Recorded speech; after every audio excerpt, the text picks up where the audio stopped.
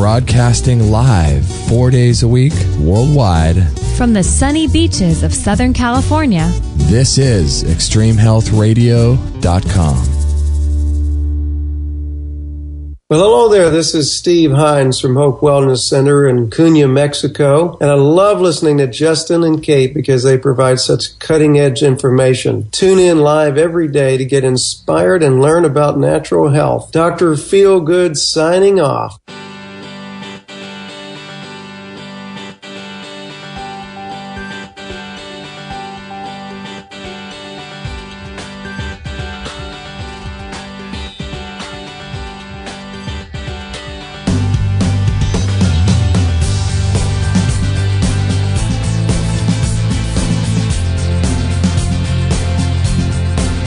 Okay, with Dr. Massey on the line, I just had to play a little intro by his friend, Dr. Stephen Hines. A.K.A.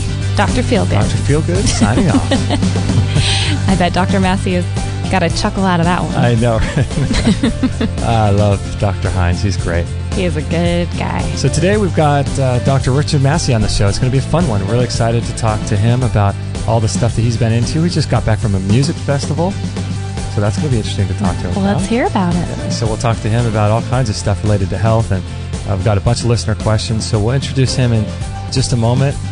Today is episode, what is 262. This? 262, and Dr. Massey was on episode 210 back in February of this year. Was that the last time we had him on? Time flies. Right? Woo! February 24th. And then we got the chance to meet him in between in person. We did. Him and he and Meridian as well. And at their house. Had a great talk with them. Gave us a little demo of everything they're into. Gee. Pretty amazing stuff. More than a little demo. It was mind-blowing, and I know it really helped change some stuff with me. So I love Meridian's whole area of the house that she's got homeopathic. She's got these racks of all these hundreds or maybe even thousands of little bottles, little vials of homeopathics. Yeah. Pretty cool stuff. Neat. So we'll introduce him in just a moment. This is episode 262, and for reference, today's date is June 11th, 2014. Look at you. We're a good team. On the ball, right? Right? June 11th, 2014. Almost halfway through the year. My goodness. Going by fast. Wow. I'm not ready. I'm really thankful it's summer, and I'm going to milk it. Time flies when you're on the radio. That's right. So hopefully you guys are enjoying your day wherever you are in the world. I hope you guys are enjoying yourself. And if you'd like to support the show, there's lots of different ways to do that. But a way that a lot of people are doing recently, and we're really appreciative of this, is going through our link on Amazon. So if you go to extremehealthradio.com/Amazon, that will just forward you to their website, and we'll get a little commission for your order. And it doesn't have to be health related, and you can do that every single time you make a purchase, and it keeps the show free for everybody else. So it's a good feature. So if you guys would like to do that, we would be very, very appreciative if you would do that. And we broadcast 4 days a week live, Monday, Wednesday, Thursday, Friday at 9 a.m. Pacific. So I wanted to let you guys know about that. We have a chat room that you can join and get your questions answered and join and participate with the other people that are listening live. So that's a fun way to join the chat room and listen. And make some friends. Make a friend or two. Make a friend or two. And we have a lot of listeners in Texas that seem to be in the chat room. So pretty cool thing. And Dr. Massey is just an amazing guy, and he's been on our show, episode 210, former anesthesiologist, a gas passer, as he likes to call himself. And now he's doing holistic work with people, does live blood cell analysis, and works with people all over the world.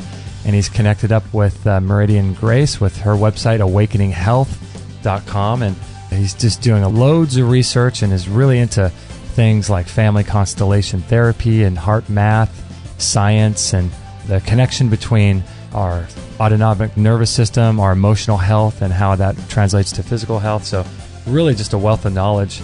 And we're broadcasting with him today from Texas. So how's the weather out there, Dr. Massey, today? Well, it's beginning to warm up out here, Justin. This would probably be the time of year that vacationers leave Texas. That's true, right? It gets too hot, too humid, right? Yeah. The Kerrville Folk Festival is over now, and so it's time to head north. I know when we were out visiting, what was that, in March, I guess, my brother lives, in Austin, and I said, oh my gosh, this city's amazing. I'm going to move here. And he goes, why don't you come back on August 1st, and then you can let me know what you think. And I agree. Yeah. Woo. Yeah. So what? It was nice to see you all, though, when you came out and hanging out by the creek. And I'll never forget it. yeah. That was so much fun. So what music festival did you just get back from? I was speaking with you over email, and you said that you were off running around at a music festival. I know. And so next year, for people who, if they have it again, you never know from year to year with these folks, but the Kerrville Folk Festival, they can type that in, look it up. They have a 3-day one at Labor Day weekend, if you want to come out for that. Oh, wow. But the one we just had is the largest singer-songwriter festival in the world. Oh, and it's in this little hick town in Texas called Kerrville. And it lasts 18 days. Oh, wow. People come from all over the world, and they have singer-songwriter workshops and ukulele workshops and harmonica workshops, and people sit around until dawn and tell stories about the songs they wrote and play their songs. Isn't that amazing? How do you spell Kerrville? It's Kerrr, Ville. Oh, gotcha. Kerrville Folk Festival. Sounds like a really fun thing. Yeah, it is. It's a surprising little community of people. It was Meridian's first time, so she was called a Kerrvirgin. I was just going to say. And if she goes back again, they will say she's a Kerrvert. I love it. So Not a convert. How far away is that from you guys? It's a couple of hours. Okay. Kerrville Folk. I have it up here. Wow, this looks amazing.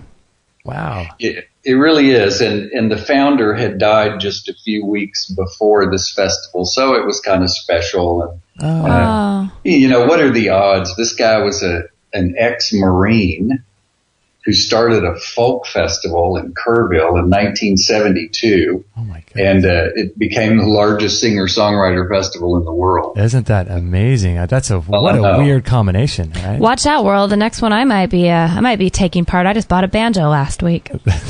Oh, see, you just fit right in. You never know the many talents hidden in this body. That's awesome. We'll see if I have any, right? Doc, it's interesting with this, with the music festival, because it seems like we have a guest, I'm sure you know of him, Daniel Vitalis. He's all over the place, but he talks a lot about indigenous cultures and ancient peoples and how they used to, commune with one another through ritualistic ceremonies and things like that. And it's interesting because as a culture, it seems today that we've kind of gotten away from the idea of community with music and dance and art and things like that. It's and so you have to have these festivals. It's not as in our society as it seems like it should be. Yeah. So when you come into Kerrville, there's a group of kids who are volunteers. They're in their teens or early 20s, and there's all these little rock formations that they've stacked up. And you come into this big entrance, and there's this big sign that says "Welcome Home," and everybody screams "Welcome home!" And then the other sign says, "It could be this way always." Oh, wow! Wow, that is so cool. Huh? That's neat that a younger generation is obviously having their eyes open to the more, the deeper things and more important things in life. Yeah, reconnection. It really is, Kate. And, to sit around with these folks, these are folks who make their living writing these incredible songs, some of which end up with some beautiful person performing it for a top 40 hit. And, they sell them the rights to some of their songs. But like one of the guys who's written for a lot of famous people, the song circles, they'll have a topic that comes up, and of course relationship comes up a lot. So this guy's song was about, he had found another woman, he felt guilty about it, so he's leaving his wife, and he tells her, "Honey, whatever you need to do to get over me, just take your time and do that, and I'm going to go over here." And he's looking through the internet, and he's on Craigslist, and he goes, "That looks like my couch." That looks like all my stuff. He notices that everything he's ever on is on Craigslist, and he didn't list it. It's hilarious. Yeah, and it's just an upbeat, funny song, where learns from friends that his wife has found somebody and they just came into some money and they're taking a big vacation. Oh, that's hilarious. That's great. Yes, yeah. So it's fun to sit around and listen to people compose those things. Yeah, it's interesting with music and community. It seems like, today we have all this, idea of people listening to music on their iPods or whatever, and they're kind of separated. But back in the day, it seems like music was much more of a communal thing, and people would sit around together and be a part of this whole thing going on. And sitting by the campfires. Yeah, sitting by the days campfire. Just don't seem to exist much, do they? Yeah, those days don't really exist too much these days, do they?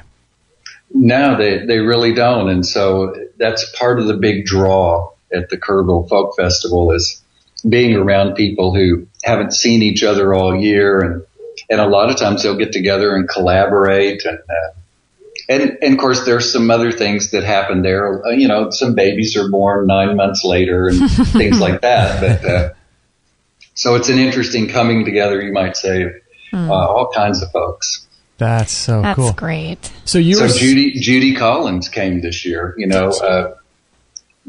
Rod Kennedy had died, and so a lot of the performers. Peter Yarrow from Peter, Paul, and Mary comes every year because his birthday is during the festival. That is so great. They have a Jewish Shabbat service on Friday mornings, and he debates with the rabbi, and they read the Torah and do all that kind of stuff, and they have folk religious services and nature walks, and they do permaculture there, and at night all the craft booths open, and the people who make clothes or travel internationally and bring international clothes and crafts back, and do face painting and the lit up hula hoops and jugglers and fire twirler people. All that stuff is going on with the music and that whole community in the background. So it's so interesting. Going to something like that is so wild because you go there and it's something,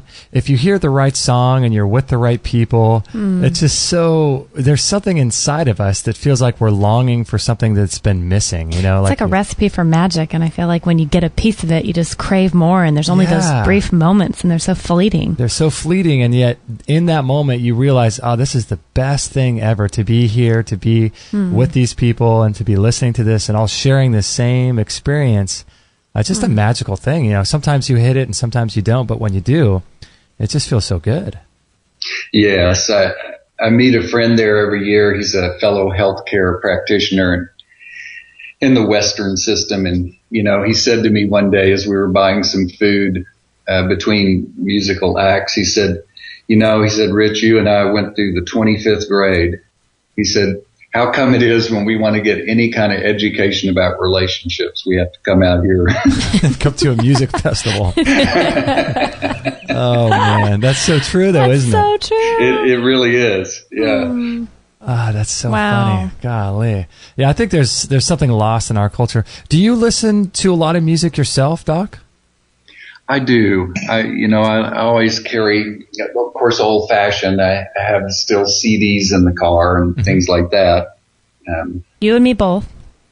Yeah. And of course I have discovered now, Meridian has shown me, that I can listen to my favorite old music videos and things like that, as long as I'm willing to be microwaved a little bit to do it. So when I get a really big urge, I'll stream something, That's so cool. How about y'all? Do y'all listen? You know what's funny? I don't listen to much music. I used to listen to much more of it. And these days I listen to a lot of stuff. I have lectures and talks. I'm just kind of a nerd that way on my iPod. And so whenever I'm doing stuff, You're an information junkie. I love that. But then I also miss listening to music too, Do you listen to a lot? I have this thing where I'm like you. The world of information is so exciting to me that it's like I almost can't get enough. But I have a rule that if I go in my car more than twice a day, one of those times I'm going to put on the radio or a CD. And I'm a country fan, so it has to. Country speaks to my soul. I got to have my country, otherwise I feel like. And that's a huge part of feeling. That feeling you were talking about, Justin, where you feel connected to something that just a part of me longs to be, part of something bigger. And I feel that connection with certain songs like Dr. Massey was talking about. And Yeah, and I like to sing along. I think that vibrational, part of singing and using your voice is really important in healing. And you'd probably agree with that, right, Doc Massey? How it's just really important to not only find happiness, but probably to express ourselves in different ways. That's probably really good for our well-being.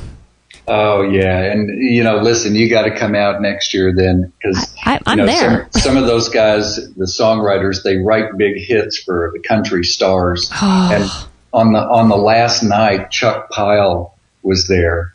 And Chuck Pyle is this cowboy from Boulder, Colorado. And you look him up on the internet, Pyle, not related to Gomer, I don't think.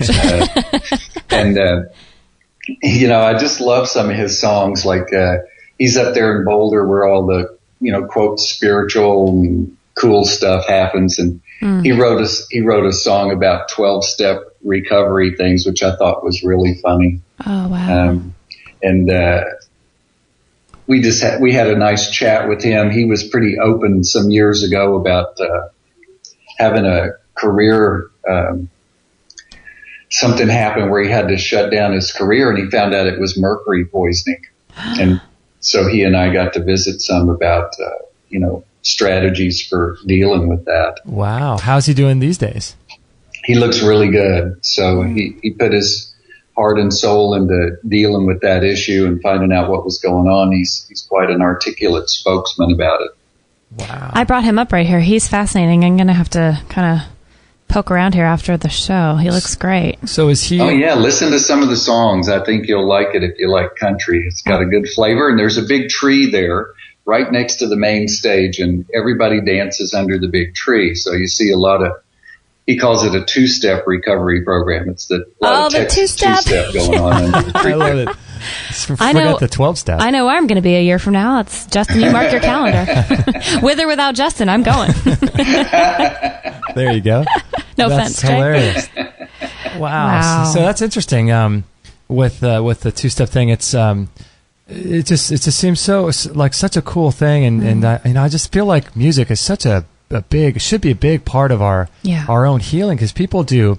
I'm sure you've heard of this, Dr. Massey. People healing their cancers through such simple things as laughing. I mean, that's just amazing. Mm-hmm.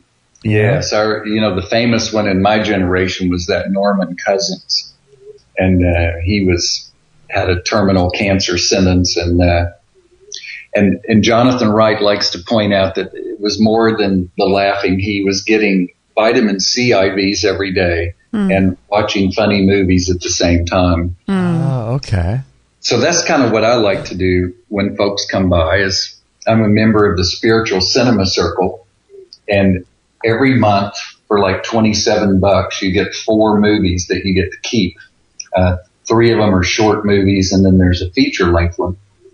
And I have a few years of those built up, and a bunch of those little shorts are hilarious. You showed me one of those, and you had me laughing. I know. So we sit here and do IVs and laugh. Oh, my God. Talk about the best therapy. It's true, though, isn't it? Yeah, it is. It is. There's something that happens. I wonder if this has ever been studied before. The interaction between perhaps maybe the chemicals that your body creates, the endorphins or the dopamine or whatever chemicals that your body creates during the same time that you're getting something like IV vitamin C. I wonder if there's an interaction somehow. I would think there has to be. I think I may have mentioned to you before, I don't know, but a mother, a lady I know really well who's also a healthcare professional, brought her 19-year-old son to see Stuart Nunnally. And, when she drove up with him, he had like a blanket over his head. He was sitting in the passenger seat, and I thought, man, here's this college kid. He stayed out too late drinking last night, and his mom's having to drive him in. And, I had this whole story going on. Right. And it turned out I was completely wrong about it, and I had to apologize. She showed me his lab test, and he has autoimmune disease that's like destroying 8 organs in his body. And she has the evidence for it. The guy could barely even walk in here and sit up. And so I got to look at his blood and send him off to Dr. Nunnally's place. And the next day they came back. And I made a DVD of it because it's not believable that it's the same person. After that infected root canal was pulled out and the 50-gram vitamin C IV, his blood and his personality and his physical presence were totally different. Isn't that wild? That's astonishing. You know, I believe it though, because that's a very significant change that you obviously saw, but I couldn't believe from the time I saw you, I think it was the day after that Justin and I went and had our teeth, and I had my root canal, taken out by Dr. Nunley as well. And I don't know if you remember, Dr. Massey, but I had a bunch of inflammation and things like growth type things on my hands, and they were taking over. And I'm not kidding. Within 2 weeks after having that root canal, they started like regressing, and to this day, you can barely even tell they're there. And that was just from, an underlying infection. For 5 years, those things had been growing and no one could help me. So it's a testament to just big and huge ways that, the root canals impact people's health, isn't it?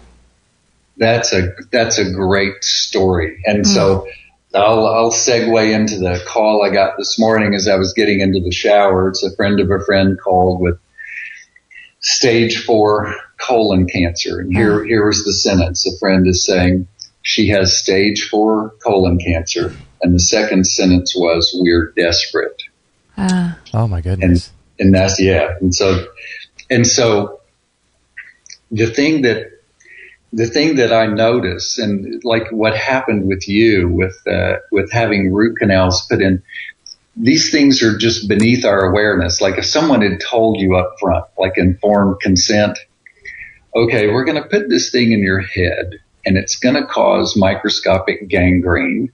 And, we don't know how it's going to manifest in your body, but some crazy, wacky thing, maybe life-threatening, is going to occur. Mm-hmm. But, it'll look really nice, so why don't we do it? Yeah. How many people would sign up for that? Right. If we could know that ahead of time. And so when we come along and we have growths on our hands or stage 4 colon cancer, in our culture, we've been hypnotized to not notice how we got there. Right. So here's somebody's walking around with gangrene of the jawbone going, wonder what these growths on my hands are. Right. Right. And so the thing that's missing in those 2 sentences that the friend said to me is there's not an action verb in either one of those sentences. She has stage 4 colon cancer. No action verb there. No action. We are desperate. No action verb there. So when we use the language that we're given to describe what's going on with our health, there are no action verbs. And when a person doesn't take action, of course, they can't get well. That's just not possible. Right. So what helped you, of course, was taking action. You finally figured out some useful verb, like remove the root canal. Hey, remove is a good verb. That works when we have some poison in our body. It's a good action verb. Yes. And so I think on my part of the website, we have somebody who's going to come help me have a part on the Awakening Health website. I'm going to call it Love Heals. I'm going to spell it LUV, and it's going to be about locating useful verbs. And so we want to change the nouns that we're stuck with into useful verbs so that people can take an action. That's very interesting. Yeah, it's just a matter of reprogramming our language, isn't it? Really, a lot of it is our language. We hear things, and it's just cultural to be hypnotized into being passive. Yeah, that's so interesting. We're going to take a little break now, but I want to, after the break, perhaps we can talk a little bit about this whole idea I've heard before about people don't get cancer, they do cancer, or that people don't get a disease, they do a disease. Okay. Similar. I would love to go along there. the lines of restructuring our language and reframing how our mind works about a diagnosis of a disease and things. So that'll be interesting. We're with Dr. Richard Massey, and his website is awakeninghealth.com. It's actually Meridian Grace's website, who's been on our show as well, but he's going to have a section on there. You can get a hold of him through there too, awakeninghealth.com. And we'll be right back with Dr. Massey right after this break. If you have any digestive problems whatsoever, I highly recommend getting a squatty potty that sits right underneath your toilet. Squatty potties help give relief from constipation and bloating, hemorrhoids and straining, IBS, pelvic floor, and bladder issues. See, as humans, we are designed to squat when we eliminate, and when we sit on a toilet, that angle kinks and pinches off the puborectalis muscle in your colon, and the squatty potty opens the colon to eliminate more quickly and completely. Listen to what Daniel Vitalis has to say about that. One of the reasons I love to promote the idea of the squat toilet is because, for a couple of reasons. One, there's a ligament that wraps around your colon that prevents you, when you're in the seated position, from being able to have an effective bowel movement. But that ligament's loosed when we're in a full squat. So people are fighting their own body to defecate this way. Now, in the rest of the world, people defecate in the squat. Use a squat toilet. I'm so big on this. I've got a video on my website about that. But I really believe that it's important we start to actually defecate in an anatomically correct position. So, nobody sits on chairs to defecate except people in the West. And we have more rectal and bowel problems than anybody, more constipation than anybody. But this actually puts our body in a disadvantageous position for trying to go to the bathroom. So if you don't have a squat toilet or don't want to invest in one, I don't know, stack some books up. But get something where you can actually squat up above the toilet, or at least get your knees up higher. Justin and I love our squatty potty. Start improving your digestion and elimination today by going to extremehealthradio.com/squat or see it in our store. Again, go to extremehealthradio.com/squat and watch the video to learn more. So a few years ago, when I was working for this company, it was a really small company, and I had been wanting a Vitamix blender for years and years and years, but they're so expensive, and I just hadn't saved the money at that time to get one. And so as a Christmas bonus, they knew that I loved the Vitamix, so they got me a Vitamix, the 5000 blender. And that thing is so incredible. It was right at the beginning of my raw food journey, and I was using it about 3 times a day, really. Today, I still use it about twice a day to make blended smoothies and things like that. But the Vitamix blender is really, really great. And if you go to extremehealthradio.com/Vitamix, that will redirect you over to there, and then you'll be able to purchase that, and we'll get a commission for your order. And you'll also get free shipping too, so that'll be great for you if you're interested in saving about $25 on the shipping. And with the Vitamix, you can make sauces and dips and bread. You could make ice cream with it. I've done a lot of ice cream. You can just make the most incredible things. And it's my favorite because it's got a tamper on it. And you can put ice and frozen berries and avocado and some honey and things like that, and with no water at all, and you have that tamper, and you can make the most amazing ice creams with it. So the Vitamix is my favorite blender of choice, and if you're in the market to buy one, I would greatly encourage you to do so if you have the money for it. And if you do it through us, through extremehealthradio.com/Vitamix, I'll get a little commission for it, and you'll get free shipping. So it works out for you and for us too. So if you're in the market, please do it through us. That'd be really cool. And you're going to love this thing when you get it. You're going to fall in love with it. You'll never go back to a regular blender again. So check that out, extremehealthradio.com/Vitamix, and I hope you enjoy it. 100% listener supported. Extreme Health Radio. Opening minds and transforming lives worldwide. Don't forget to join our thriving community for health tips, inspiration, and show updates at extremehealthradio.com/Facebook.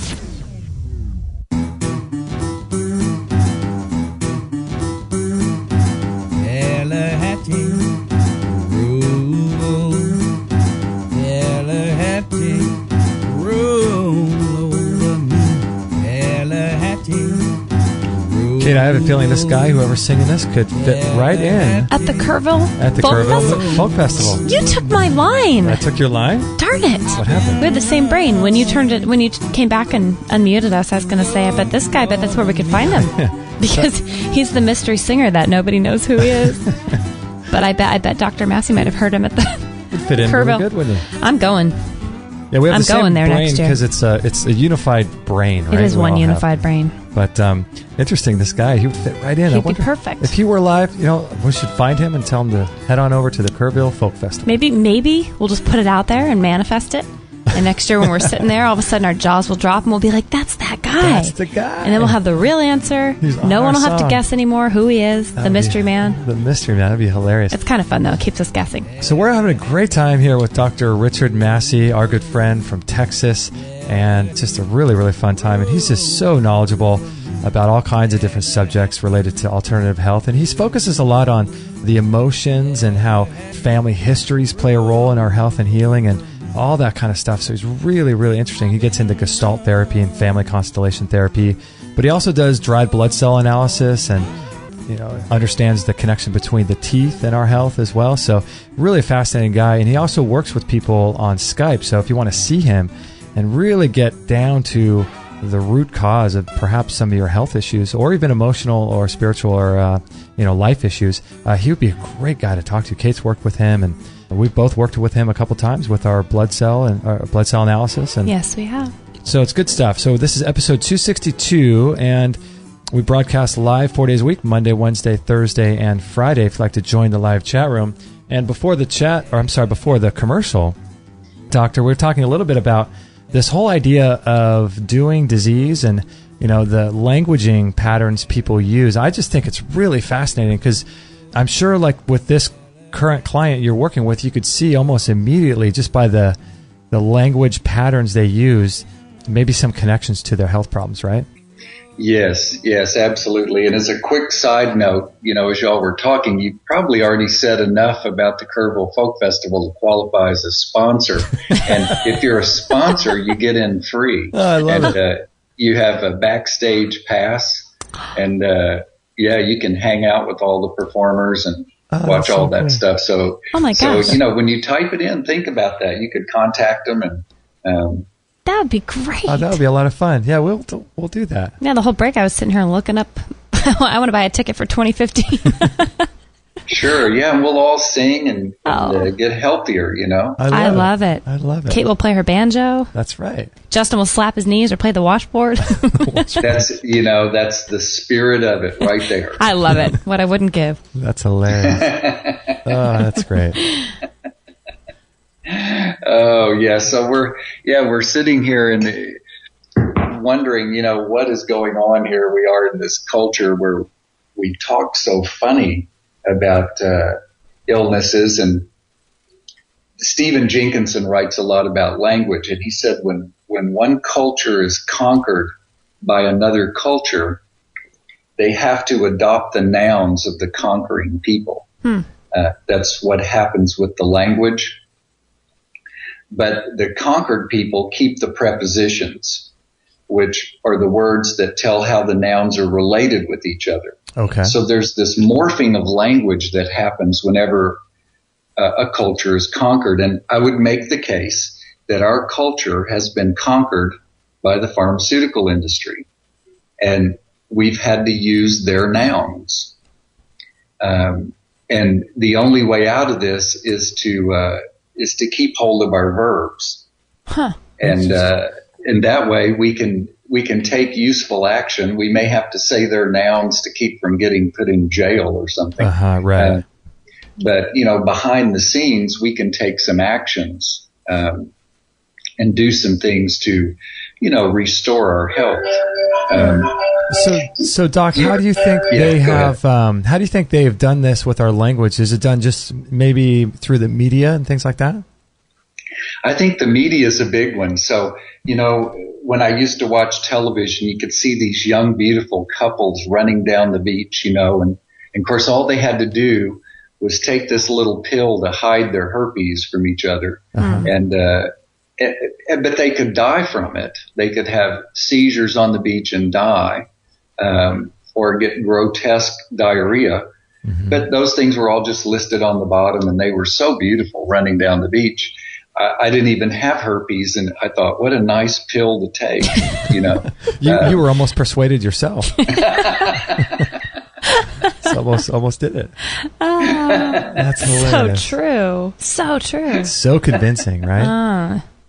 Yes, these images we get, the imagination's fairly powerful.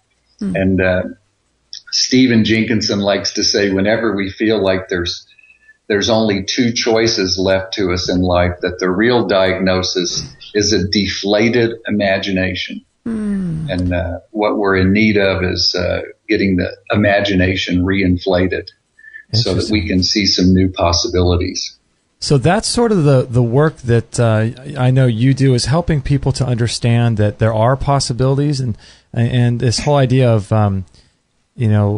restructuring language in a positive way, but then also restructuring it in such a way that gives people the potential of hope, right? Because that's a big deal. Because, like you said, when people get those verbs and they're past tense, or there are no verbs, it really leaves them almost with no out with their disease, doesn't it?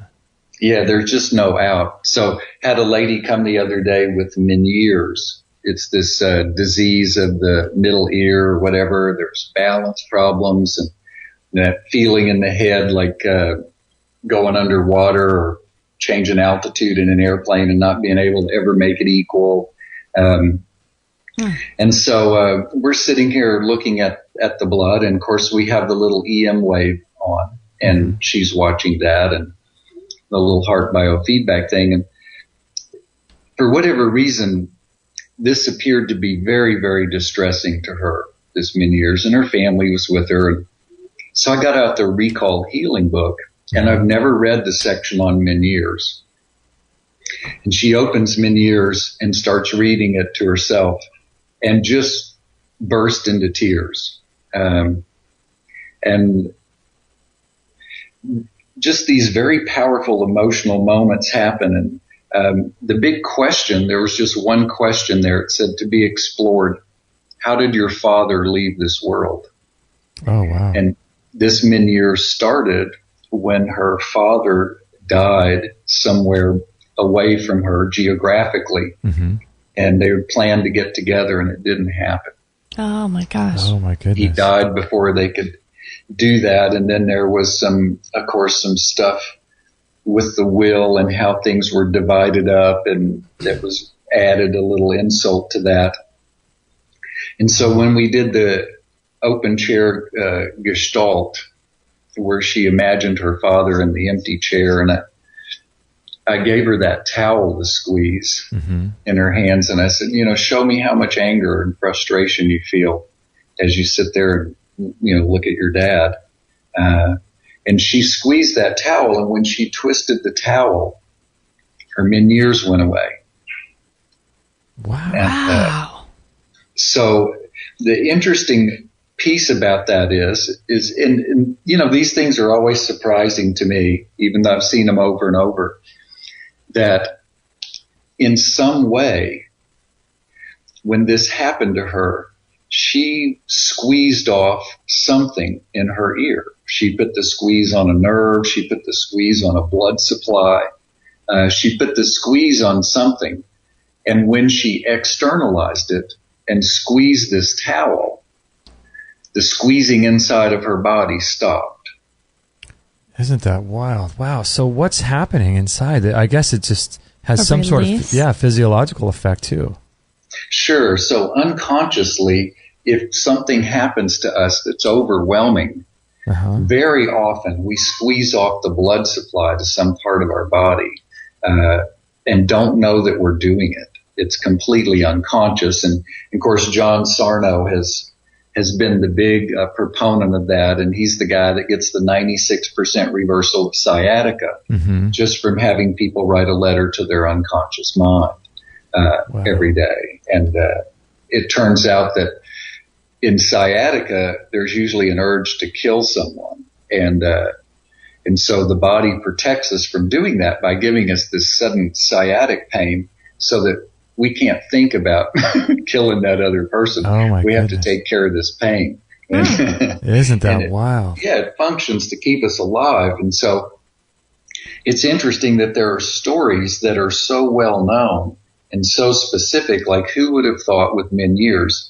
how did your father leave this world, would be a story that's so commonly connected with this noun we call Meniere's disease. Right. And really the verb is, I'm squeezing off something vital in my ear over anger and frustration about how my father left the world. And so what I do is squeeze something else. I admit to it consciously, and I squeeze that. And when that happens, the unconscious squeezing stops. Wow. And I've seen this work over and over with asthma and irritable bowel syndrome. That when someone squeezes a towel outside of themselves, suddenly they quit squeezing their own airways. Huh. Isn't that amazing? We have a listener question here that's exactly on this same line of thinking in terms of grief, so I'll read that now. But for those that are interested, we've done a couple interviews with Dr. Peter DeWitt out of Tyler, Texas, I think he is, and Dr. Gilbert Renaud. Both are into recall healing. And then our previous interview with Dr. Massey, we talk a lot about recall healing as well, if you're interested in learning more about that. And there's the books that you can get as well about recall healing. But we have a listener question here. It says, or she says, Justin, can you talk to Dr. Massey about the importance of dealing with grief, anger, resentment on an emotional level before doing any dietary changes? I notice that when I do catharsis work and exercise everything out of me, like I've learned everything really good, but I feel guilty or holding on to something, and I start feeling bloated or getting pimples. How do we understand the things going on a subconscious level, and how can we block other people's attitude or anger onto us? How do we block that and just stay sane? I do strongly believe that everything we experience internally is manifesting itself externally. I would love to hear what the doctor has to say about that. Wow. Well, this person's obviously done a lot of exploration here. Yeah. Yeah. And the thing that comes to my mind that I forget over and over, until we get in these conversations, I need to be reminded apparently every day, is that this autonomic nervous system, and the one that regulates everything in the body, like how much blood supply goes to my digestive and elimination organs, just little things like that, how fast or slow the heart beats, little things like that. All that stuff that happens from the autonomic or the unconscious nervous system, that autonomic system can be shown clinically over and over to be the family Bible for the last 3 generations of a person's family. Why the last 3 and not further back, do you think? It may go further back. It probably does. It's just the work of the family constellations has demonstrated over and over conclusively that it's the last 3 generations, and that part can be proven. Further back, I don't know. Interesting. So whenever a person experiences grief, it can be because of something real that happened in their life, or it can be grief that's left over from the last 3 generations in the family that was never processed. Really? So somehow energetically it just gets stored in the body and then it comes out when something traumatic happens to us. Yes. So a trigger usually happens, something similar to what happened to that person in the family. And we're the one who remembers that piece of the family history. And it's unconscious, it's involuntary, and there's really no way to opt out of it. Wow. It's part of the condition of being human, as I understand it, to be part of a family energy field.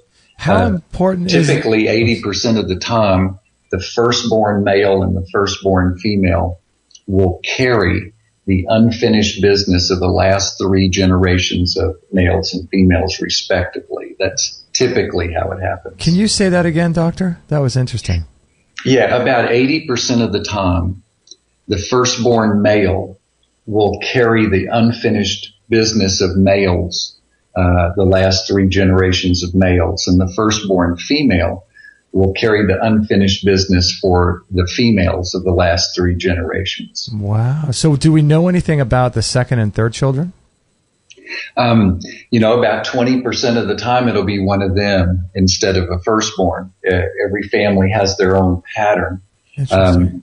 And in the Recall Healing book, of course, it also talks about another connection there with a firstborn. A firstborn will be connected, how they say it horizontally, with every firstborn, fourthborn, and seventhborn in the last 3 generations of their family. Oh my goodness. They'll tend to notice that there's a similarity in things like career choices and such things as that. And secondborn people will be connected that way with secondborn, fifthborn, and eighthborn. and third-born children, third, sixth, and ninth. Wow. Here's a question, Doc, because I know when I was working with you, we worked a lot through some stuff I'd been going through and family issues I wasn't really aware of at the time. But, in between my sister and I, there was a brother that was a miscarriage, at about 5 months. So he was quite developed. So does that mean the person who's actually born, like myself, became the second child when it should have been him? Does that transfer over to me instead, or does that kind of get lost in translation, do you think, in birth order? So usually when the family constellations I've seen that are set up, if the third-born child, like you in this case, is actually treated as if they are the second child instead of the third child, it creates a disturbing energy pattern in a family. Which I believe is what you and I kind of came up with and worked through, isn't that then? Yes, Wow. So having someone stand in for that person, or placing an object for that person, and then taking your place as the third, tends to have a peaceful effect. Right. Wow. So, Doctor, does family constellation therapy, I'm just trying to figure out with this, does it, if you were able to go through some sort of, I guess therapy using the family constellation, and fix something that was perhaps damaged or some family line, some trait that was going through your family, and you were able to sort of change that through the therapy itself, does that affect further generations? Like, if you have children after that and you fixed whatever problem that you had through that, would that problem still energetically carry through to your children, or is that kind of, a done deal? Yeah, has that stopped? Yeah, so that's a good one. The entire energy field shifts, and it shifts on everybody at the same time. Kind of like when birds or fish that are in a group, they all seem to turn at the exact same moment. Mm-hmm. So if you're the one who's doing the constellation and an energy shift happens, it shifts everyone in the family who was in that energy field at that moment, no matter where they're geographically or generationally located. Wow. So it can happen to people in different continents at the same time. They might not necessarily feel or know anything different, right? Right. Okay. Wow. Yeah, it's just, like when I was doing this and I got tricked into it, that's my story, is that I've been tricked into all of this. I meant to be Ben Casey or Dr. Kildare, the one I used to watch as a child on TV that my mother liked. And that's who I was supposed to turn out to be. And all these things along the way have sort of happened. A funny thing happened on the way to the forum, I think. Yeah. And so when I went to do this work and we finally got around to doing a constellation about my grandfather's first wife dying in childbirth, I was, 1,000 miles away from home and nobody knew what I was doing. I hadn't spoken with my brother in 4 years. Oh, wow. The morning after that constellation, he called me and told me this secret about his family. Oh. Now, he's a minister, and I was the black sheep of the family. I was the troublemaker growing up. Uh-huh. And for him to call me and confide something like that, it was like there had been a huge energy shift that he could feel. That he probably didn't necessarily even believe in then, right? Right. Oh, he didn't believe in any of this stuff. Yeah. Until he got sciatica and the John Sarno stuff made it go away. He got interested then. But wow. Oh my gosh. So it shifts things for everybody in the system, and some people may be comfortable, some may be uncomfortable with it. Yeah. But that's apparently how us humans have survived, is that some people in the family take on the dark stuff. Mm-hmm. So that the other people in the family, can do the end around run and score a touchdown. Okay. Somebody has to block the big bad would-be tackler and have that inglorious job of being the muddy grunt who's all sore and beat up, and let the other person, take the take the football in for the big score. And get all the glory, right? Here's a really interesting question for you in the chat room. It says, does everyone have unfinished business? What would it be like to be born into a family who had finished all their business? Would you even be born? Oh, interesting. Wow. Wow, that is a good one. That's good. Is that above your pay grade, Doc, or what? Yeah, I think that's above my pay grade. That's a good one. Right. I mean, would we even come in here and bother if everything was done? Very good question, I think. And I don't have an answer for that. Yeah, it does seem like we're here for a purpose, and we have certainly lessons to learn. And like, yeah, maybe if someone were to come in or not, have all this stuff figured out, what would be the point? There would just be no reason. Yes. Meridian introduced me to this guy Adyashanti, and so I listened to this guy tell stories. He's grew up here, lived here, and grew up in a Christian home, but he's a Zen Buddhist teacher. And he talks about the differences in the stories of origin from the East and the West perspective. And I don't know how much you guys dabble with this, but I just got such a kick out of hearing him talk about how in the East, the story of their origin is like there was just some misunderstanding somewhere way back in time, and nobody remembers exactly what it was, but right. It never has gotten worked out. It's not anybody's personal fault.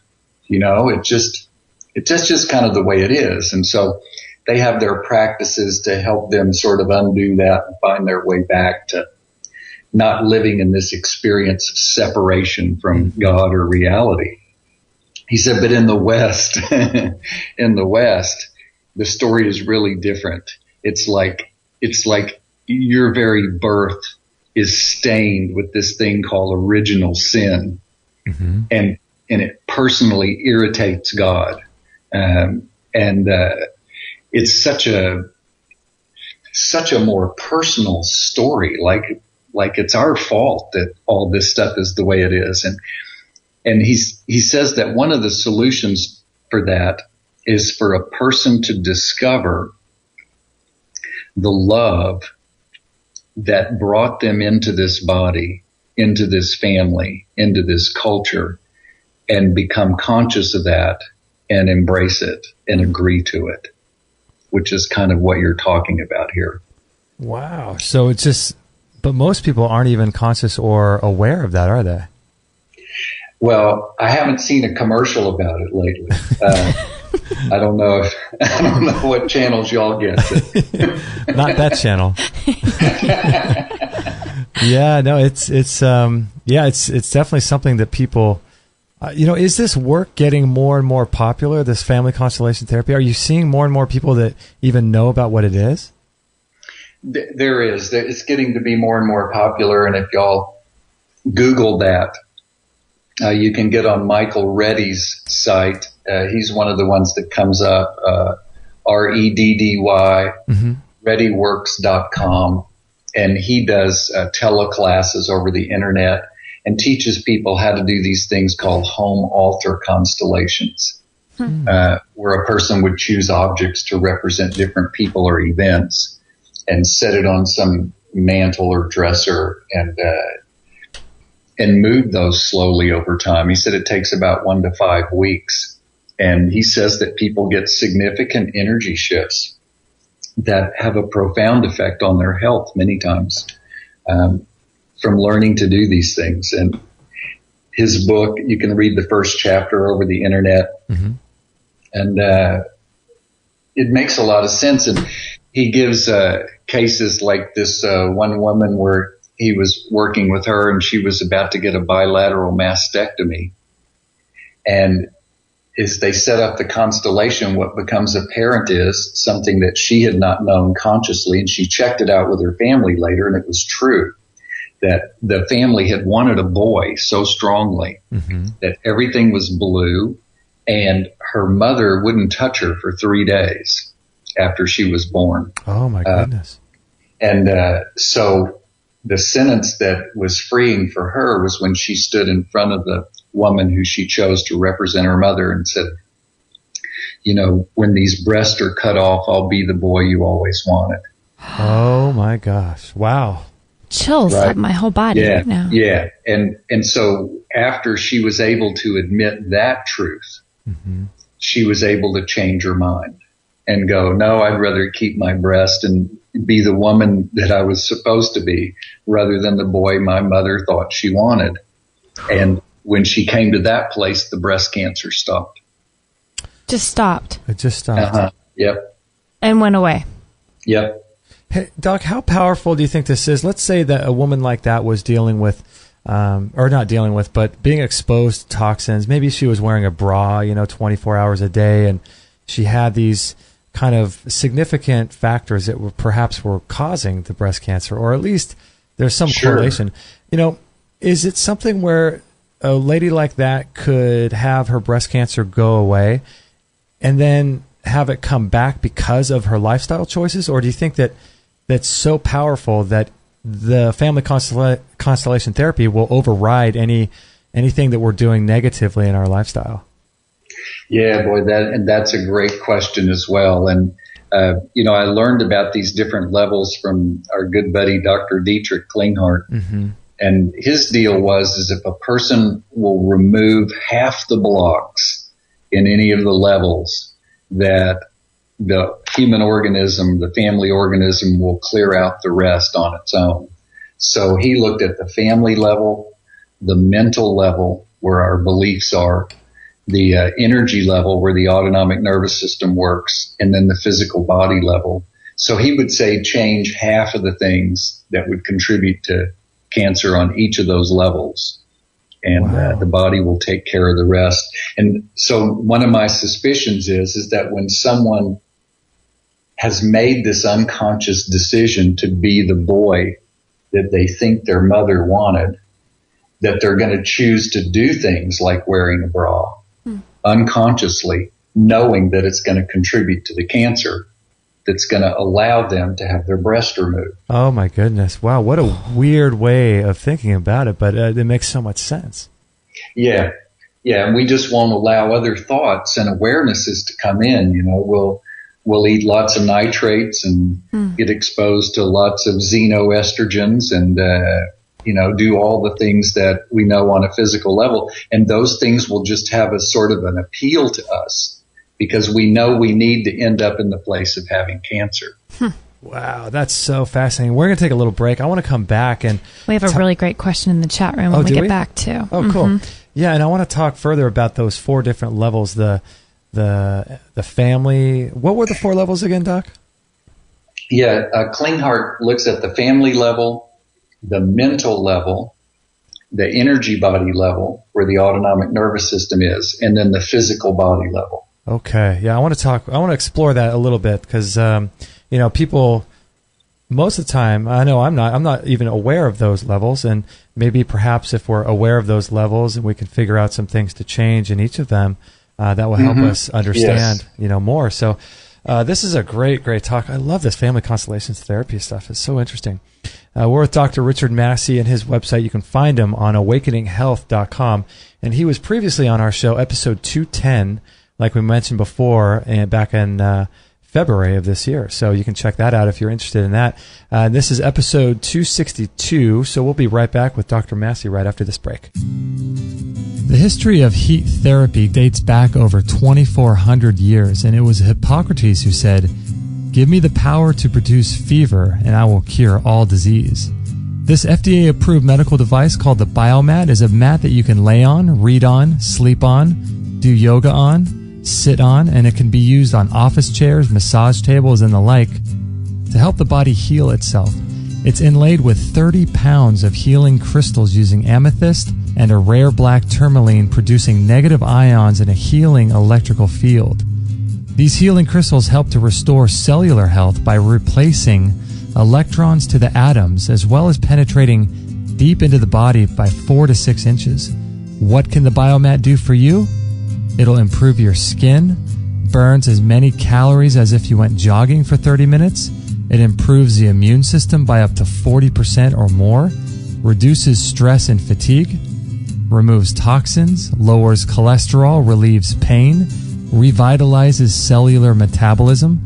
It improves cell channels to deliver nutrients and oxygen to every one of your cells. It activates over 3,000 enzymes. And even a Harvard medical study showed cancer cells die at over 42 degrees Celsius. It reduces stress hormones by up to 78%. It allows your body to produce heat shock proteins, which increases endorphins, NK cells, T cells, and lymphocytes. It's very, very low EMF, and it's got a 17-layer technology. Dr. Mark Serkis is the director of the International Medical Veritas Association. Explain to us more about these biomats. These biomats are these far infrared mattresses. You lay on them, or you sleep on them, or both. You do very heavy treatments during the day, and at night you sleep at just a nice comfortable temperature. These biomats are like these love machines, comfort machines, and healing machines, because what they do is they just radiate out light, far infrared light, and you can radiate yourself all night long while you're sleeping when you're not doing anything else. And what happens is this light penetrates the body and turns to heat. And the first thing that happens when you bring your core body temperature up 1 degree is your immune system strength increases by 40-50%. They feel when you lay down on them, you guys know, you have one. So it's like the feeling is so good. It's like being in the cuddling with a lover, your wife or husband. It's just warmth and comfort. How are you using biomats for patients in your clinics? The cancer treatment using heat is very aggressive, meaning during the day, you sandwich yourself in between two of them, turn it on to high heat, and bake the cancer. The cancer will die before you will. No, this is, you can go to England and spend $20,000 and use microwave a cancer out of existence. These biomats basically do the same thing. Radiation therapy for cancer is really a solid idea. Unfortunately, oncologists use the wrong radiation. They use radiation that kills you. This biomat uses radiation that can save your life and make your life more comfortable, keep you warm in the cold, and help take care of your kids and all, the list doesn't end. Yeah, because isn't there some sort of temperature at which cancer cells will start dying? Right, and it's below the temperature that human cells will die. So you really like this biomat far infrared technology, don't you? But it's strengthened me. Well, now the kids are addicted to it. They fight on who's going to sleep on it at night. And it not only changed my life, but it changed my medical practice and my books. This is a great machine for anybody who lives in the cold during the winter. Instead of heating a big house, you just heat yourself. Bottom line, it brings good feelings. Just lay on this biomat, and it gives the strength back. I can attest to that indeed. Kate and I love ours, and we think you will too. Learn more about these amazing biomats at extremehealthradio.com/biomat. Or you could check them out in our store as well. Again, that's extremehealthradio.com/biomat. All free shows, all the time on Extreme Health Radio. Opening minds and transforming lives worldwide. Join our community today. Sign up to our email list and instantly get our free gift to you, along with loads of inspirational content and cutting-edge tips to help change your life at extremehealthradio.com/subscribe.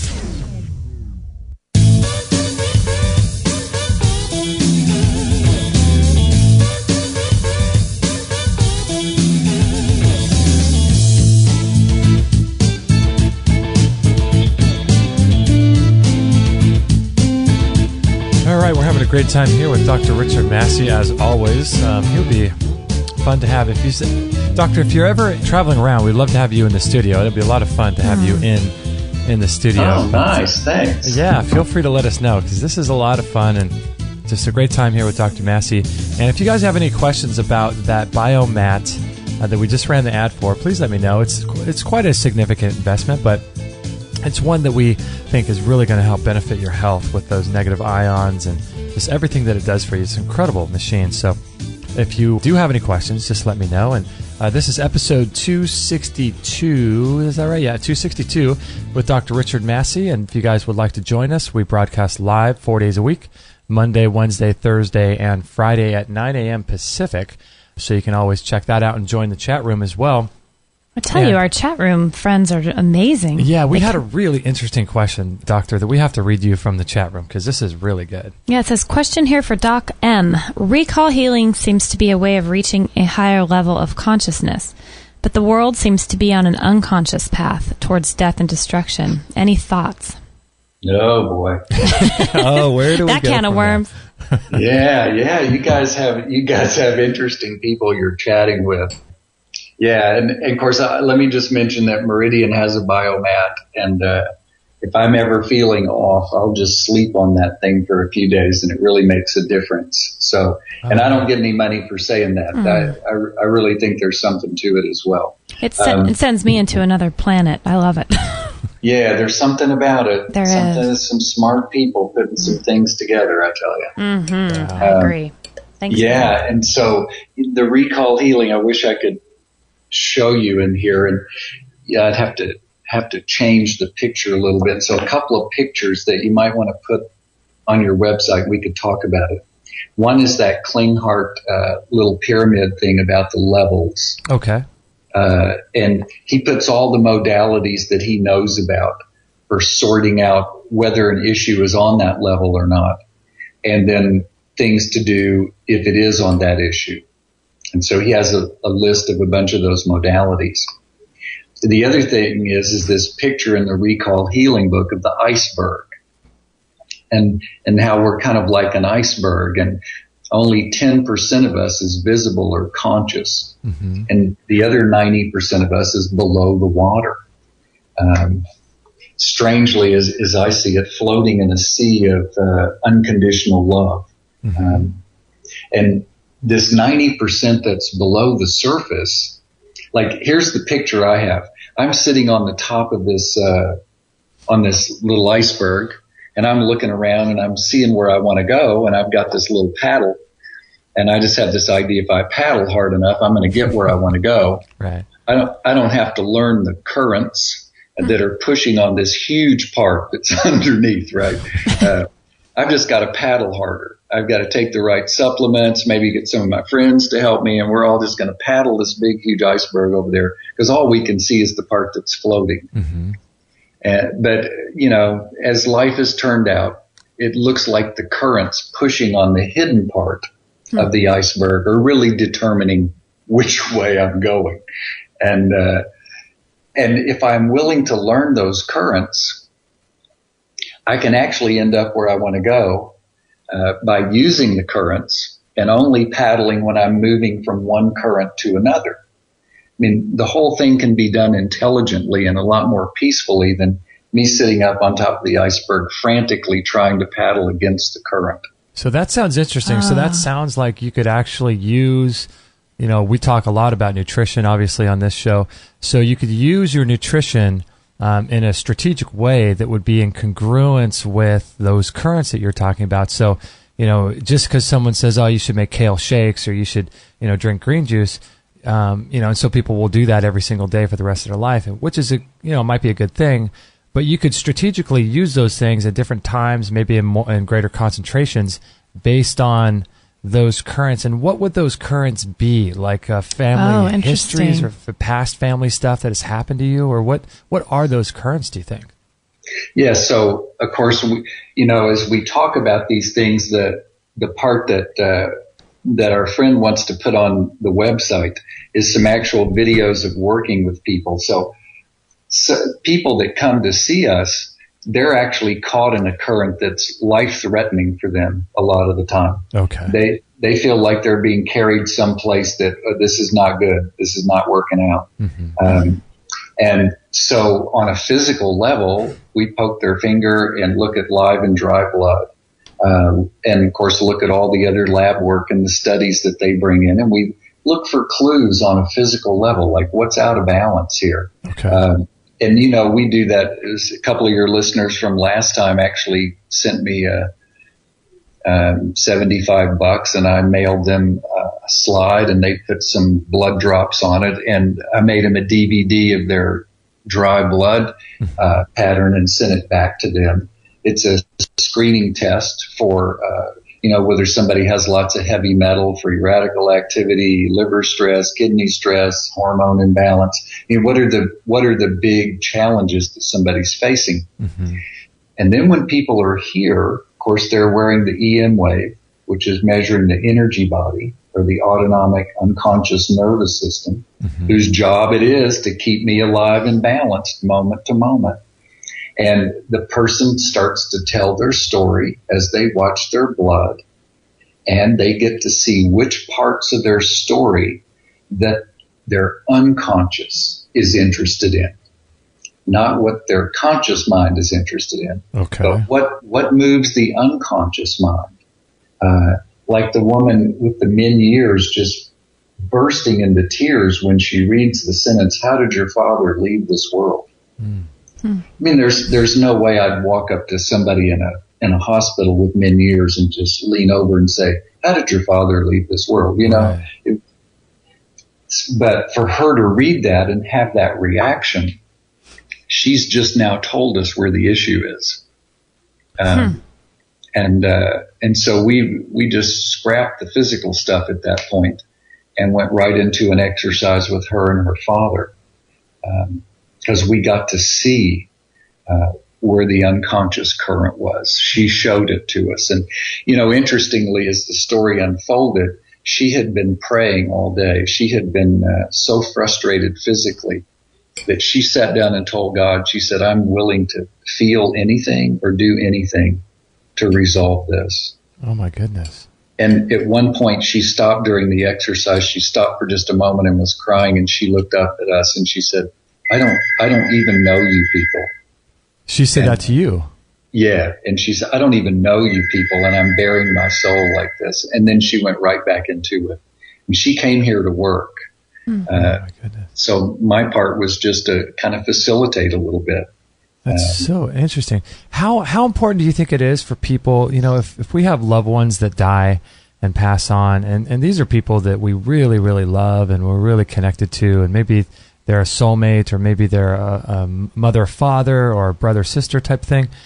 And the people we really connect with, how important is it to deal with grief correctly when they die and not feel any guilt?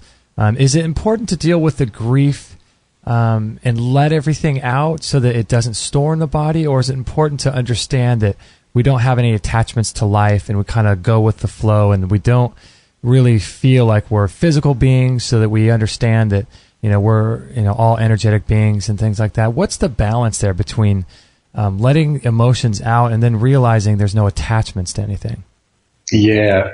So that I like what Adyashanti says, being the Zen Buddhist who knows that side of it, where we're not, our true nature is not physical and we're this formless. But he was talking about his teacher when he discovered that he lost someone close to them. Someone just got the news that they had died. Mm. And this guy just in the middle of a restaurant just threw himself on the floor and screamed unashamedly and just grieved and howled for 15 to 30 minutes. And all of the students thought, wow, this guy's not as enlightened as we thought. Mm. And then when that time was over, just went on back to what he was doing, had an authentic reaction. It looks like being authentic on all the levels is something that I need a lot of help with. Mm. Stephen Jenkinson said that the thing that dying asks of human beings is to form a village. And when I heard him say that, I started watching blood dry with a different eye. So when we put the blood on there, instead of just waiting for the pattern to finish after the blood has died, I actually watch the dying process. It takes about 5 minutes. And interestingly, what those blood cells do is gather themselves into little villages with little boundaries. You can actually see that. And they gather into these little villages to leave a pattern, which is a healing message for the person they came from. And people have known this for over 100 years. And different cultures have been working with this to try to translate those little village patterns on the dry blood into their native language so they can make it useful and people can find a useful verb and take some kind of useful action. Is that like kind of the thing that Dr. Masaru Emoto is doing with the messages in water? Is it kind of the same idea with that there's actually messages in the blood itself? You know, I bet there are similarities there since we are such a high percentage of water. Uh-huh. And my bet is that if someone is just authentic on the levels, individual, family, and village level, that the grieving will happen in such a way that their body fluids are crystalline like the snowflakes and not like those jagged, irregular shards.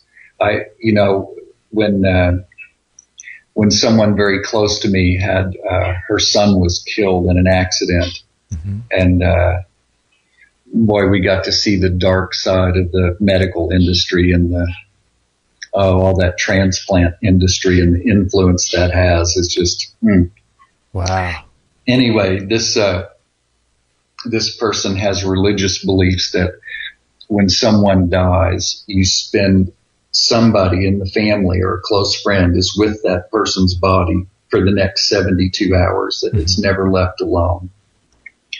And I watched a village form around her and her recently killed son and his body.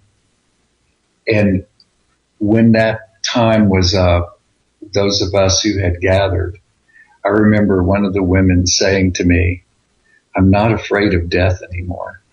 She said, "I thought I was over it," but she said some weight lifted off me somewhere during this time when we were singing and drumming and telling stories about his life. And we massaged his body with essential oils like in the Bible. I'm telling you, compared to, I've done it both ways. I've had where the funeral industry comes in and the body's carried off by professionals and, these services happen. And I've had it the way that's more indigenous, where people take care of their own family. And, if you've ever had both of those experiences, my bet is you're like me, that you found the indigenous practice much more healing and satisfying. I suspect that having those ceremonies like you had, it really helps to deal with the grief and perhaps the energetics that go on with losing a loved one. It helps to deal with that so that you can process that correctly, and so that you're not taking on anything subconsciously through that process into your own life, like you're talking about before with the lady and the breast cancer, and she subconsciously wore the bra so that she would get the breast cancer.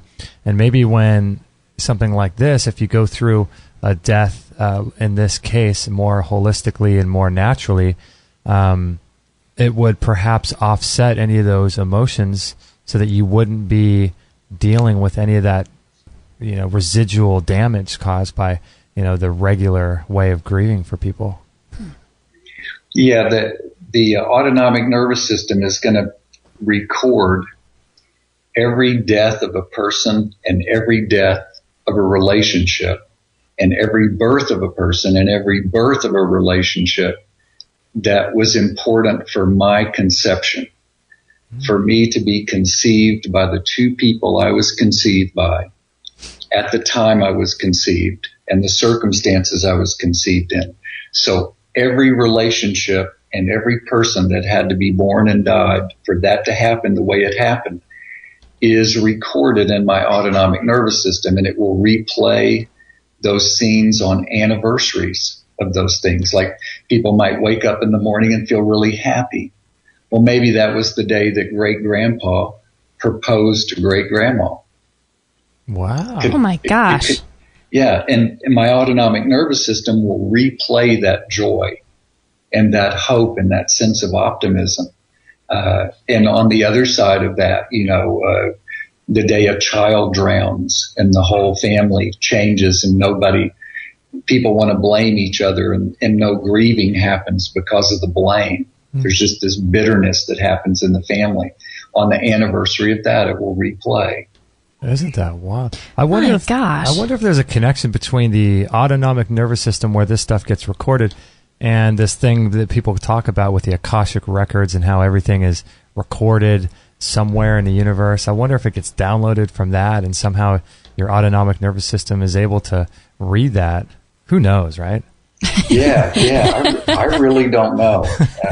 That's above my pay grade too. Yeah, that's just amazing. Doc Massey, I have a quick question for you. This is an interesting comment in the chat room. Someone who suffers from post-traumatic stress disorder, and they say they can't afford a lot of health services, devices, and products, so they can't really do a lot of experimenting.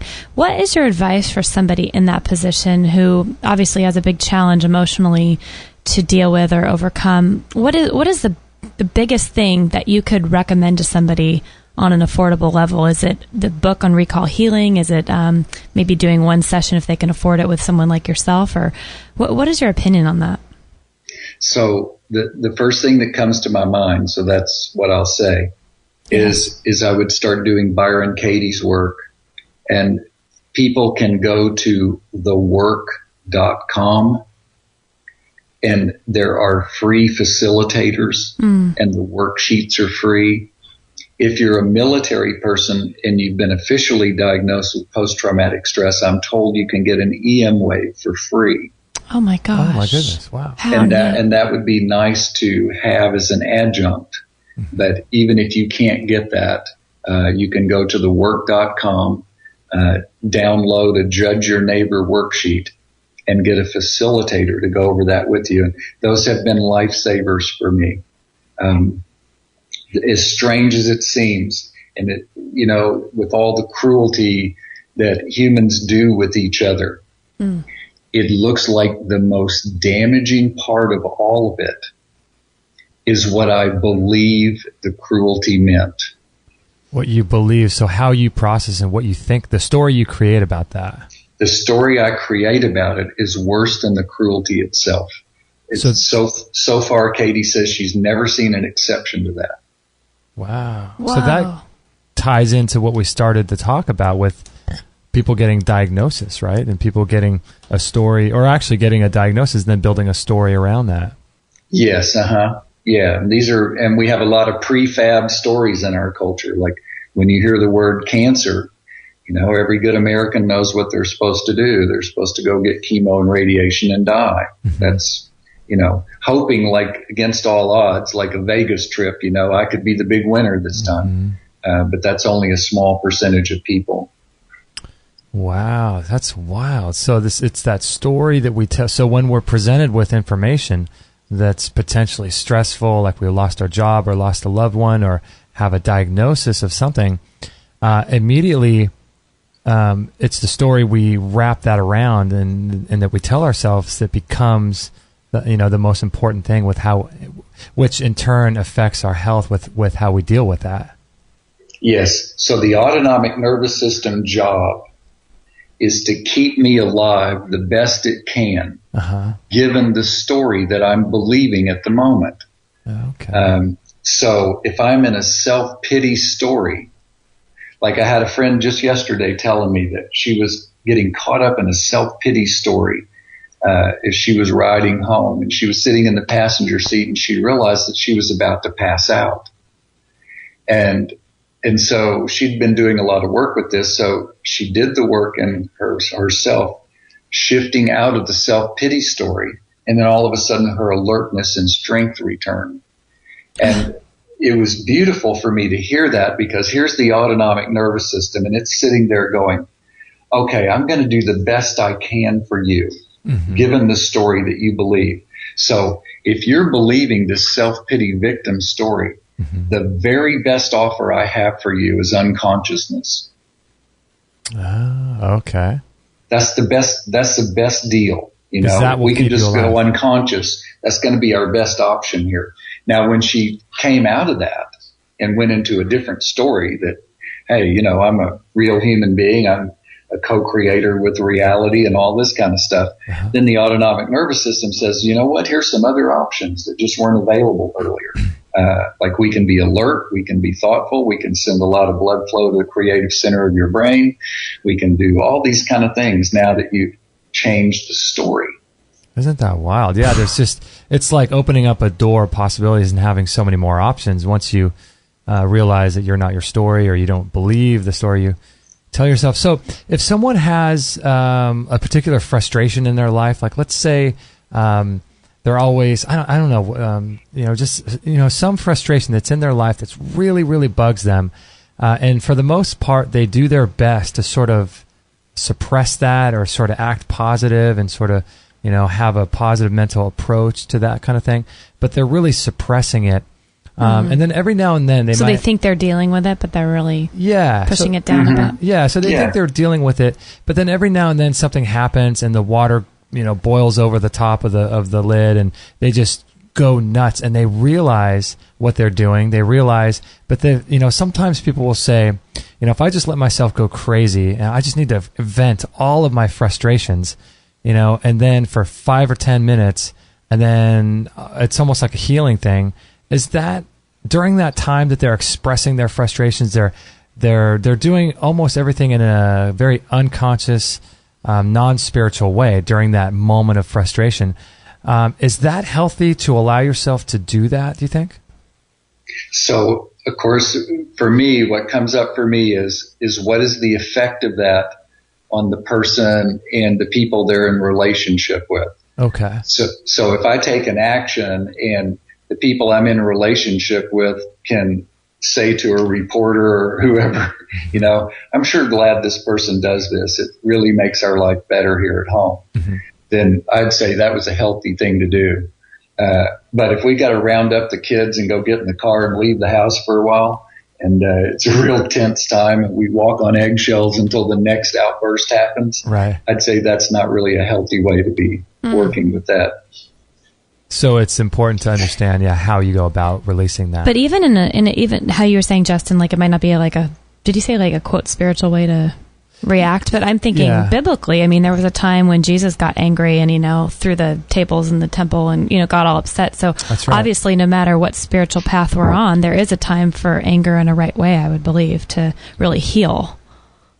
And I hear that, Kate, and it's really interesting after working with this EM wave for 3 years. Right.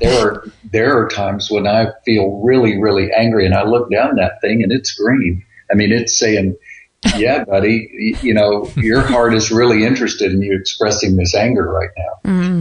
And this is really important. And then other times it's anger because I didn't get my way. And I just haven't figured that out yet. Yeah. And the thing is sitting there red, because I'm really just throwing a tantrum. Something didn't work out the way the internal tantrum. We all do it, don't we? We all do it. Oh my goodness. Wow. Oh, this stuff is just so many levels deep of fascinating to me. So many fascinating things. So are you so you still are seeing people, is that correct, Dr. Massey, on Skype? Yes, And people can call you and they can get a hold of you through awakeninghealth.com? They can, and they can do docmassey@gmail.com, which is an email. Okay.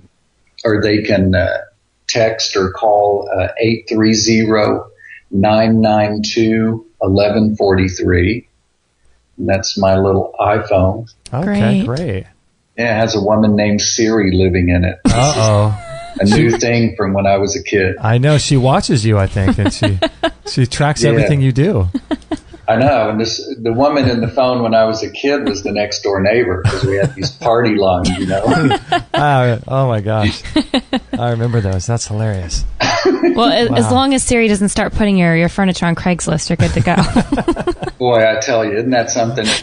When somebody bought me this phone, I may have told you this before, they bought me this phone because they wanted to be able to have me on call for their health questions. Oh, wow. So I was against it, but I thought, okay, I'll do that. You're a good friend. Yeah.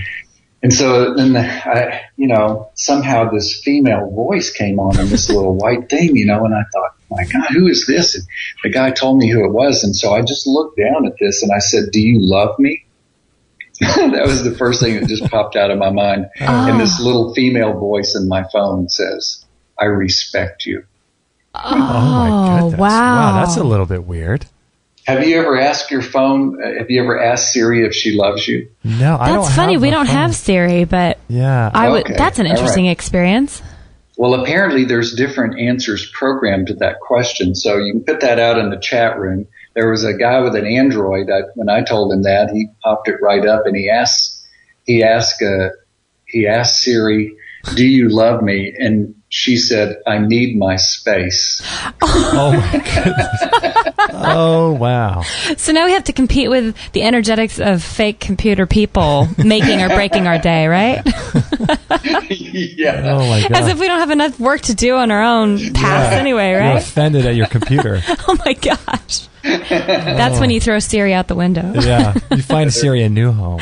That's funny. Wow. That's amazing. Yeah, we don't have, Kate, you don't have that. And I don't have a cell phone, but yeah, it's pretty amazing what they can do, though. Well, and I got phantom vibration syndrome. I think I told you all that. I go to a Sundance ceremony every summer in South Dakota. And so I just put this little phone in my left pocket and drove 1,100 miles to South Dakota and back. Not knowing that every 20 feet this thing travels, it sends out a burst of microwaves to find its ideal cell phone tower. Right. And so I came back to Fredericksburg, and I'm sitting in a conference, and I had it turned on vibrate to not disturb anyone. And so I feel the phone vibrate, and I reach into my pocket, and my phone's not there.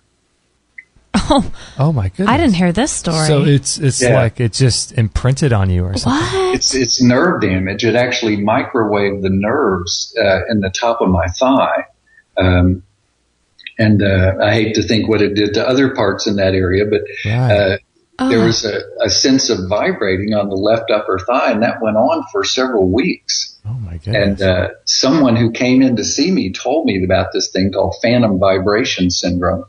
And so I put the phone far away from myself when I travel now. And it took a month of not putting it in my pocket for those nerves to recover. Oh my goodness, what a weird thing. I've never heard that.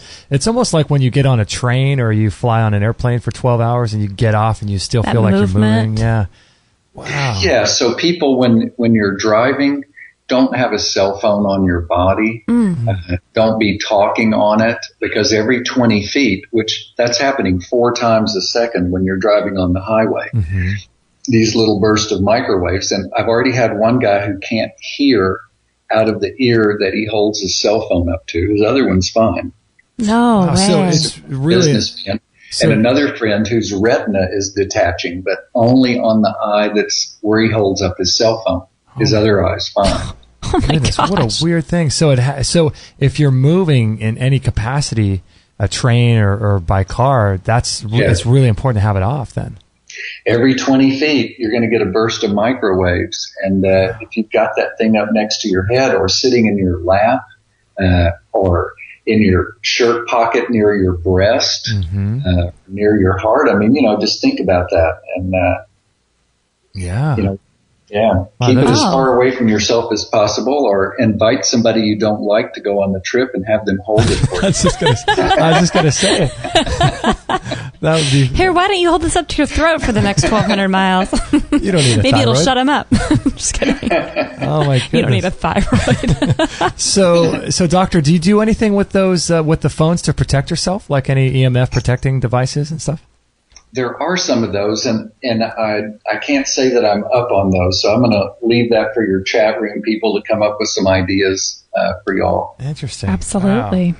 Okay, so people can get a hold of you on Awakening Health, and you can do consultations with them via Skype, and you can do blood cell analysis. You'll send them a video, right, where you can tell them how to go about doing the blood cell analysis, and then you can work with them and all kinds of stuff.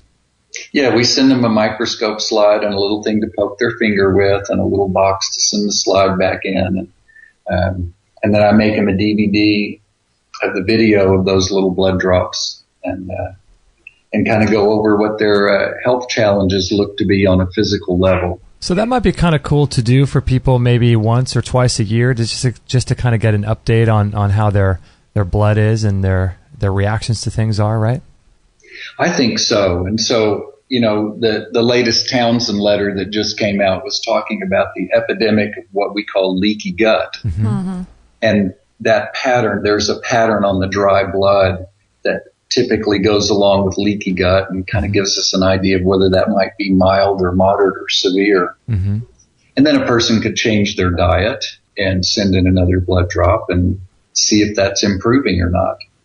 Wow, that's interesting. Yeah, like with that kid who had the root canal pulled and then comes back to you and you see a completely different blood analysis there, and it's amazing how that shows. Do we know what you mentioned earlier before, the healing signs? You know how you said that as the blood dries, it leaves some sort of healing message. Do we have any idea as to what those are yet? We do, and so I went to the Bradford Research Institute out there in lovely Chula Vista. Oh, okay. And then there's a group called the Certified Natural Health Professionals, which any human on the planet, if you have a couple $100 and you want to spend a weekend learning some of these basic patterns, they teach that. And so there's some disagreements. People say, oh, this means this and this means this. So I tend to just stay with the basic ones that everybody agrees on. Okay.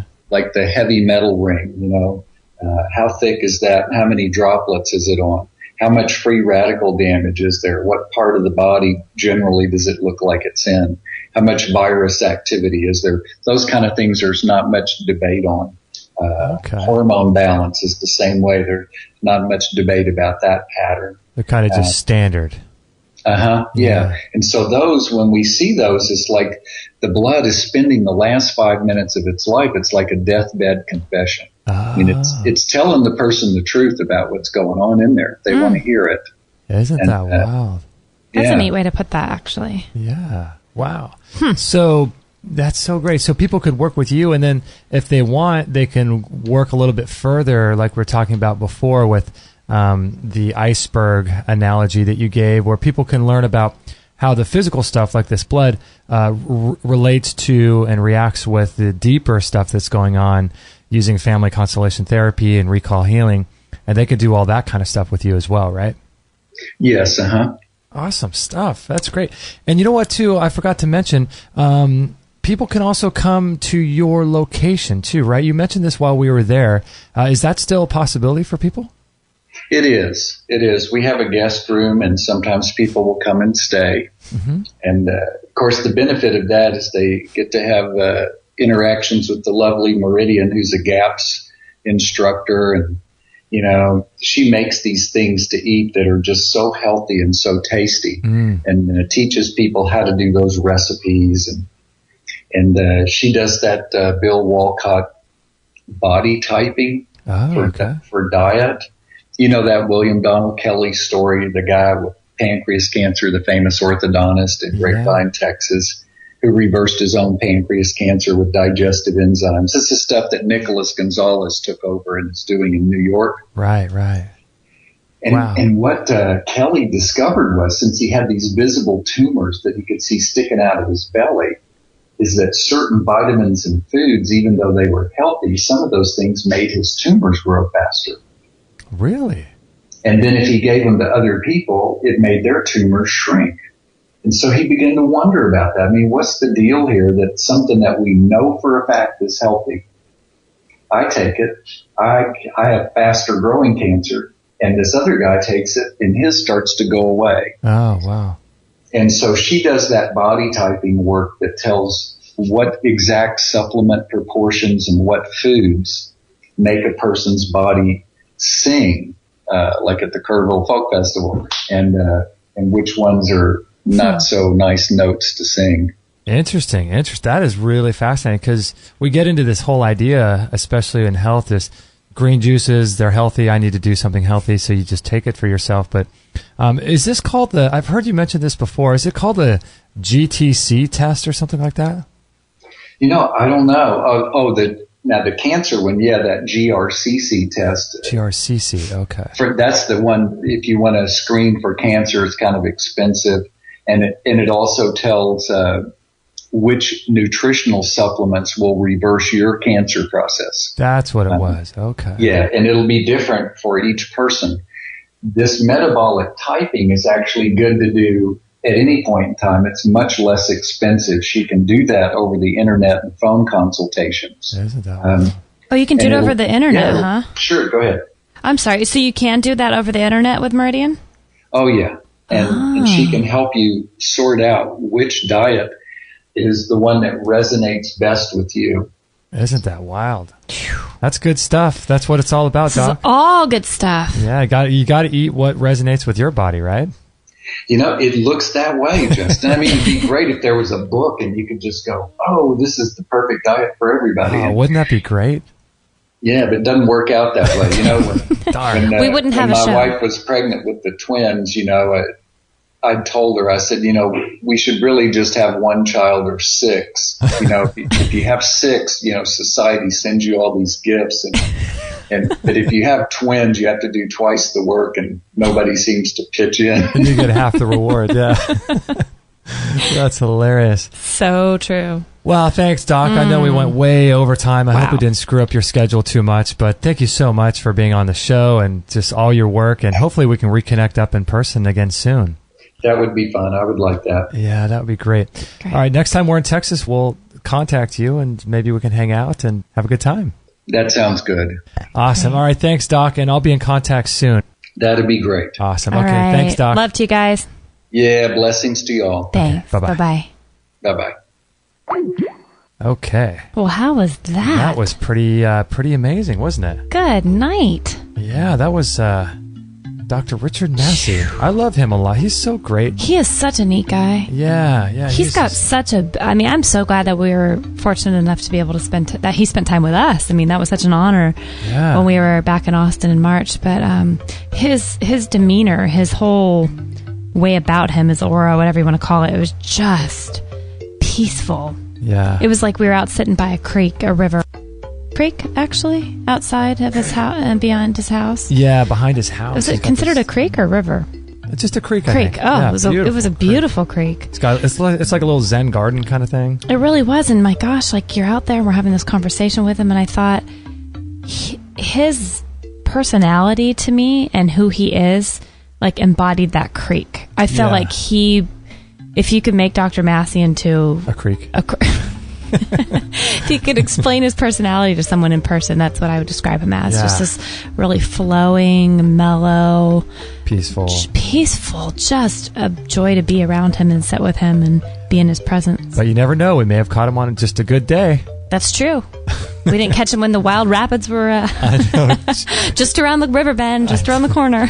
Nah, but he's great. You know what? I would highly recommend you guys, having been to his house and spent some time with him in Meridian there when we were in Texas last, getting our teeth done by Dr. Stuart Nunley. Mm-hmm. I would highly recommend calling him up, going for a blood analysis. He'll send you an email and a video about how to do it. He'll send you the box with a return label. So I don't think you pay for shipping on the thing, and so you just send in the money and you learn how to do it, and then he'll send you that DVD. And it's really cool. I would highly recommend, too, if you're able to go and see him and spend a couple of days with him. It's almost like when you go there and you see the combined knowledge between Dr. Massey and Meridian, who's been doing this as well for, 30 years or something. She's a homeopath, and she works with the GAPS diet, and they'll teach people how to do coffee enemas, how to make these incredible recipes that... you were having a heyday in her kitchen. Oh, I was just I was working with Doc Massey. You were out in the other room with Dr. Massey. I was talking to my liver in the chair across from me. Your constellation therapy with your liver. And I was in the kitchen with Meridian, and she was explaining and showing me all the different concoctions she comes up with raw food and the GAPS diet and fermented food. Incredible thing, fermented food. She's experimenting and doing all these things.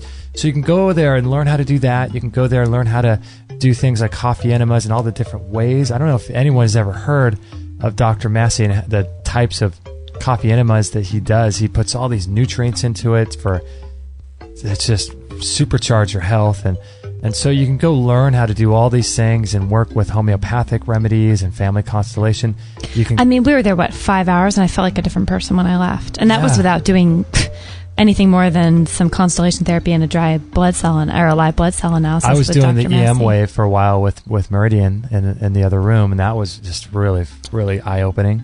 Yeah, they have some very interesting. It's like a mini retreat, basically. Yeah, really. People really hands-on trying to help you get to the root of your stuff. It's cool because I think that you can get with them for a fraction of the cost of going to a center. You could learn all of the different types of healing modalities there that you can take home, for a fraction of the cost. Yeah. And it was such a bummer because our schedule didn't work out. When we had originally told them that we're going to come back, and they offered for us to stay the night.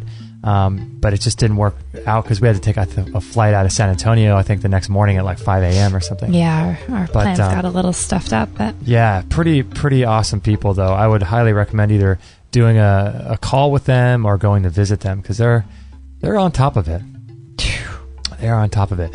All right, so I want to thank everybody. Wealth of knowledge. I want to thank everybody for being in the chat room and listening live. For those that are interested, our show tomorrow is going to be with Daniel Vitalis. What? We'll be talking with him about sacred sexuality revisited. Oh, that chat room could get a little bit silly tomorrow. I'm not sure about the links that'll be shared in the chat room tomorrow. Got to keep it G-rated. This is a family show. And then on Friday, we have our Free for All Friday show. And then next Monday, we have Dr. Kate I don't even know how to say her name, Ramu Blue. But she's going to be talking about osteoporosis, heart disease, and vitamin K2. Some really interesting thoughts about that. And next Wednesday, we have Dr. John Apsley, and he'll be talking about healing cancer. He's got Oh, great. I missed his first one that you had with him. He's awesome. Great. So he'll be doing part 1 of his 4-pillar approach to healing cancer. Ooh. So that'll be cool. And then next Thursday, we've got Maria Valdivia. I say that 5 times. But she'll be talking about biomagnetic healing therapies. Don't ask me what that is. I have no idea. Sounds good. But I can't wait to hear. It sounds good. Biomagnetic healing. So lots going on here. We appreciate you guys being on the live show. Thank you so much for being on. It's really an honor and a blessing for us to be here. Like I said before, our shows are 4 days a week, Monday, Wednesday, Thursday, Friday, 9 a.m. Pacific. If you want to join the chat room or share the show with your friends. This is episode 262. And he was on, Dr. Massey was episode 210. So if you want to go listen to his previous show, that was a really great one too. So, and if you guys would like to support us, we do accept donations. All of our shows are free. We work 100% for free for you guys in the hopes that you guys will provide us some sort of support to keep everything going. And so we have a store on our website if you're interested in buying some pretty unique products and supplements and equipment, things like the Bellicon, the sauna, the Vitamix. Health items. Those are all in our store, and we accept donations at extremehealthradio.com/donate if you are interested in keeping the show free and allowing us to expand and serve thrive. And thrive. Yeah, there you go. No, this is quite interesting information, though, and I feel like the more our eyes continue to open, it just is a blessing and an honor to be able to share it with other people. So you guys and everything you've done to support us has allowed that. So we're continually grateful. So I think that about wraps it up, doesn't it? I'm going to go eat some chocolate and walk the Magster. The puppy pie. Let's do it. Maggie pie. Did you walk her? You already walked her first. She got a little potty break, but she needs a little bit more. I'll go with you. The sun is out. We can go down to the beach. Let's do it. Take a break, stretch, and get back to it. Move about the cabin. All right, guys. Thank you so much. This is episode 262, and we'll catch you on the next episode. Thank you for listening to this episode. It's time to go for now, but our mission does not end with this show. Justin and Kate will be back with another interview packed full of ideas, discoveries, and unique ways to regain your health. Head on over to extremehealthradio.com/subscribe and instantly download our free gift too that contains cutting-edge strategies to start making healthy lifestyle changes today. No material on this blog is intended to suggest that you should not seek professional medical care. Always work with qualified medical professionals, even if you educate yourself in the field of live food, nutrition, and alternative medicine. I'm not a doctor, nor am I offering readers medical advice of any kind. None of the information offered here should be interpreted as a diagnosis of any disease or an attempt to treat or prevent any disease or condition. While information